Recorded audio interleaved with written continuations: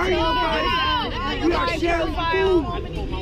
That is compassion. We are family. How do y'all sleep at night? How do you sleep at night?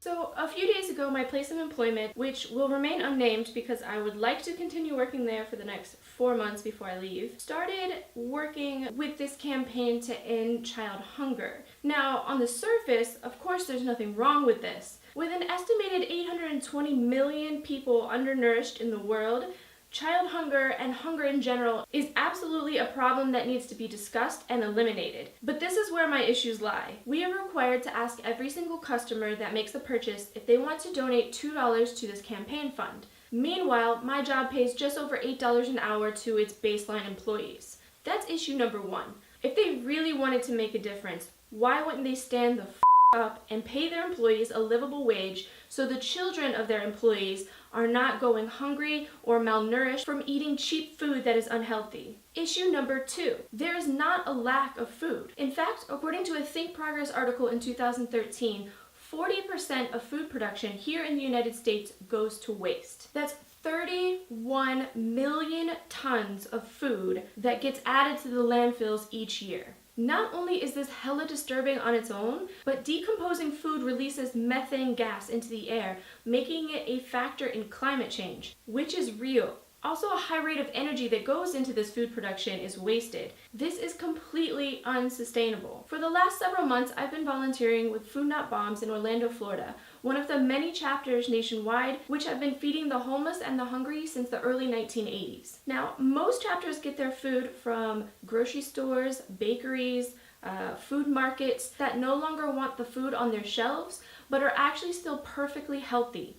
And then volunteers cook and prepare the food and bring it to local parks or other locations in different cities, usually at the same day and time each week. Now, many chapters, including Orlando in 2013, and recently, this past January of 2017, the Tampa Food Not Bombs chapter, have witnessed some of their volunteers being arrested because of feeding the homeless and hungry in local parks without a permit. Now, this is where I want to make it perfectly clear that hunger, along with a lot of other issues, are still a problem because they are not profitable to fix.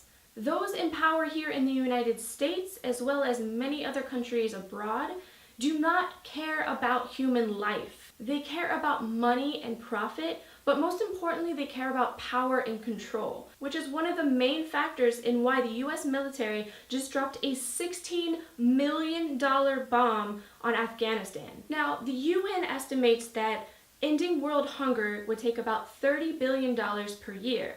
Now, when you think of $30 billion, most of us, even thinking of $1 billion, it's just an astronomical amount that we can't really wrap our heads around. But to give some perspective, in 2015, the US spent $598 billion on national defense alone. Now that's $598 billion for one country for one aspect of its budget. 30 billion is all it takes to end world hunger. 30 billion versus 598 billion. Don't tell me that this is still an issue when it doesn't have to be an issue. We have plenty of food, we have too much food, and we have plenty of money. There's absolutely no reason that this shouldn't have been eliminated. But you know, America, we gotta flex our muscles every single day across this globe to make sure people know that we are still a military superpower. It's the same reason that healthcare is not universal or affordable here in the United States, because it is not profitable. And if the mass population was healthy and not working itself to death, think of how much time we all would have to realize just how much we're being screwed. So it's no surprise that most people that read the flyer about ending child hunger just threw their money at it without asking a plethora of questions. Now, as a whole, I think most people are very well intentioned, but we're also not taught to think critically. We're not taught to ask questions. Instead, we are taught obedience. We're taught obedience from our parents, we're taught obedience from our teachers, we're taught obedience from our bosses. The moment we start to question any of these people, the moment we become insubordinate or disobedient, there are consequences for that. We are conditioned to put band-aids on the symptoms and to not even recognize what the actual root of the problem is. Donating $2 to end child hunger is putting a band-aid on a symptom. Hunger is a symptom. Hunger is not the root of the problem. The root of the problem is capitalism. The root of the problem is greed, power, control, and all of that is encompassed by the system of capitalism that we live under. The system that puts certain people well above others, that says that if you have money and you have power, that you're more important than working class people. That says if you live in the United States, you're more important than the people overseas. Now, this is likely going to get very annoying, but every rant that I do, I am going to circle it back and make sure that I emphasize that all of these things are connected, and the problem, the root of the problem, is capitalism, and it must be eliminated. We must destroy this system that we're in right now and build another system, one that benefits every single person on Earth, that benefits life in general, whether it's humans or animals or plants or the planet. There is nothing wrong with the planet. Nothing wrong with the planet. The planet is fine. The people are fucked. This is so important that we, in the meantime, as we're trying to dismantle this system, we're also creating alternatives. Now, I don't know exactly what those alternatives will look like.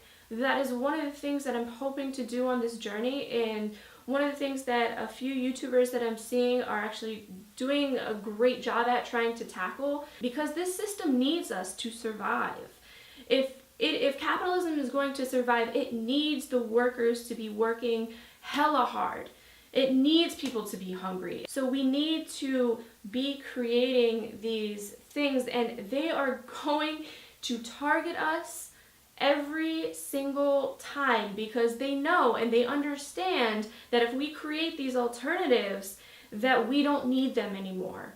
And they need us to need them. So that's why we must work to break this system down of capitalism.